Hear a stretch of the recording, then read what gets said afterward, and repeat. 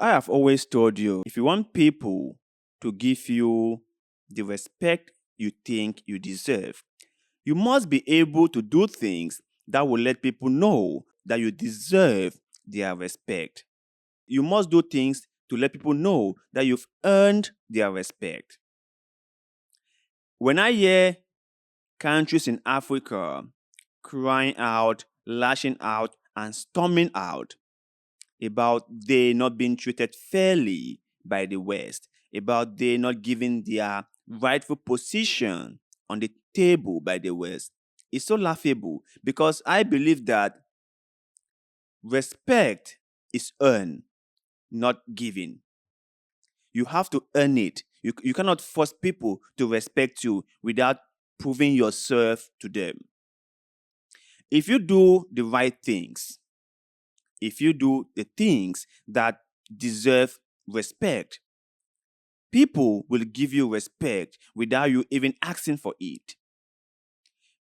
Countries around the world respect China. Why? Because China has proven herself as someone who could be respected, as someone who deserves respect. China has built herself. The Chinese people have worked so hard to develop China, and now everyone respect China. Everyone. But that cannot be said of Africa. We are still limping. We are still dancing round and round and lashing out. But I think that things are beginning to change because this our next story will let you know how Africa is taking a step forward. How Africa is saying that I will not just sit and cry and lash out and storm and have tantrum like a 2 years old, but I will actually do things that the world will respect me for. Kenya is taking the lead. So let's go through this story and see what Kenya has done to start earning respect from the rest of the world. The article says Kenya signs defense agreement with United States ahead of planned deployment to Haiti. That Kenya wants to send troops to Haiti to help them fight against the number of criminal gangs in the country because Haiti has been overrun by gangs. In fact, gangs are like everywhere. And so Kenya will send troops over there to help the security forces fight these gangs that are destabilizing the nation. Washington and Nairobi have signed a defense agreement that will see Kenya receive resources and support for security deployment as it is poised to lead to a multinational peacekeeping mission in Haiti to combat gang violence. Yeah, that Kenya and America have entered into a defense cooperation where Kenya is going to receive some support from America in order for them to be able to send troops to Haiti. Now, I have just one problem with this, right? I think that Kenya shouldn't be getting support from America. I think Kenya should be funding their own military by themselves. If Kenya want to send forces to Haiti to help them with the gang violence, Kenya should do this all by themselves because Kenya collecting handouts and support from America, Kenya will have to give something in return, or Kenya will owe America something. Or what if America said that they want Kenya to do something and Kenya said, no, we are not going to do it, and then they pull out their support? What happens? I have always said this, and let me say it one more time. If Africa is really serious, if countries in Africa are really serious with themselves, they will learn to start funding themselves. They will learn to start doing things by themselves. They will learn from what China has done. Start small and gradually build up yourself. You cannot just keep asking people for support all the time. You cannot just be there and always asking for support, and then turn around and say that people don't respect you, whereby your whole day and night you are asking them for support. And like I have said it many times on this show, and I'll keep saying it, and sometimes people misunderstood me. My point is, he who feeds you owns you, whether you like it or not. He who houses you, he who gives you pocket money, he who fed you, that person owns you. That is the truth. You go on begging for tips, support, pocket money from the West. They own you. If you want to own yourself, you must learn to start doing things by yourself.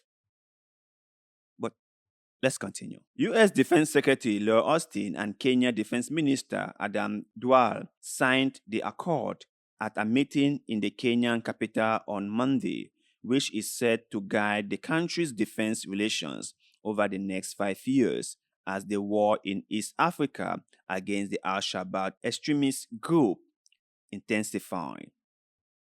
I think this Al-Shabaab thing has been ongoing for many years, and I just think that Africa must figure out a way to deal with this whole thing in the Sahel or in East Africa, because the West have always been signing this defense pact, defense cooperation, but to the best of my knowledge, nothing has been done.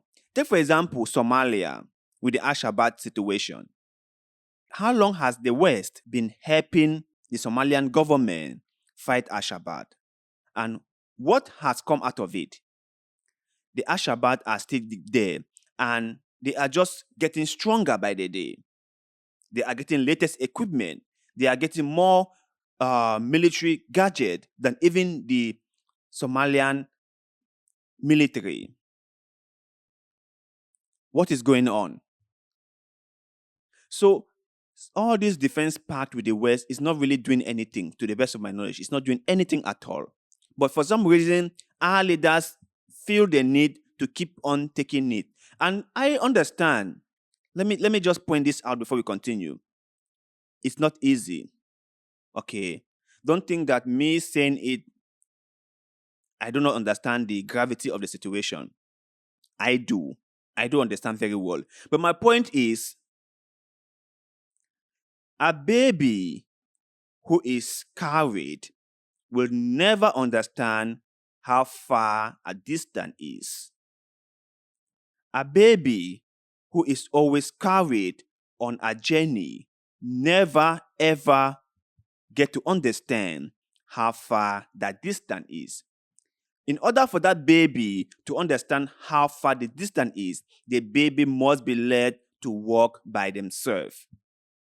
That is just the way out. So Africa must be left to carry this burden by themselves. Africa must learn to figure out a solution to their problems rather than just running to the West with the least challenges they have. Let's continue. This comes after Austin thanked Kenya for volunteering to take the leadership of the Haiti multinational force and reiterated that the US government would work with Congress to secure the 100 million in funding that it pledged on the sidelines of the United Nations General Assembly that wrapped up in New York last week. Austin said the rest of the world ought to follow Kenya's commitment to global security and set up and provide more personnel, equipment, support, training, and funding. Today, I met with Cabinet Secretary of Defense, Dual in Nairobi. The signing of the framework for defense cooperation between our countries demonstrates that our ever-growing defense partnership is resilient and strong. Kenya has pledged to send 1,000 security forces to Haiti to combat gun violence in a mission that is pending the United Nations Security Council's formal approval, but has received support from the United Nations and United States. Dual said his country is ready to deploy to Haiti and cited Kenya's very long history of global peacekeeping in Kosovo neighboring Somalia, and the Democratic Republic of Congo. However, human rights activists have expressed concern over the deployment, citing a history of human rights abuses during security operations in the country. Some security analysts have expressed concern that there would be a language barrier between the deployment from Kenya, an English and Swahili speaking country, and the people of Haiti, where the official language are French and Kur. On the regional fight against the Al Shabaab Islamic group, Austin said he had met with Somali's President Hassini and that both agree that the country had made significant progress in the last year against Al Shabaab. But Austin also warned that progress is not always a straight line, so we may see things improve significantly on one day, and maybe we will see challenges on the next day. Last week, Somalia asked the United Nations to pause the withdrawal of 3,000 troops by 3 months. In what is the second phase of military drawdown to allow the country's forces to regroup.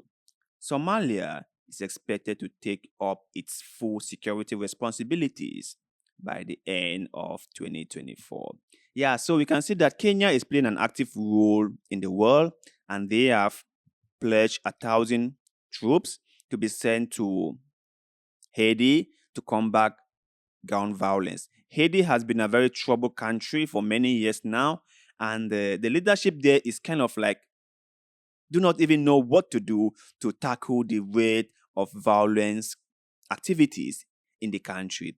Gangs have taken over the country, and the government is like nowhere to be found.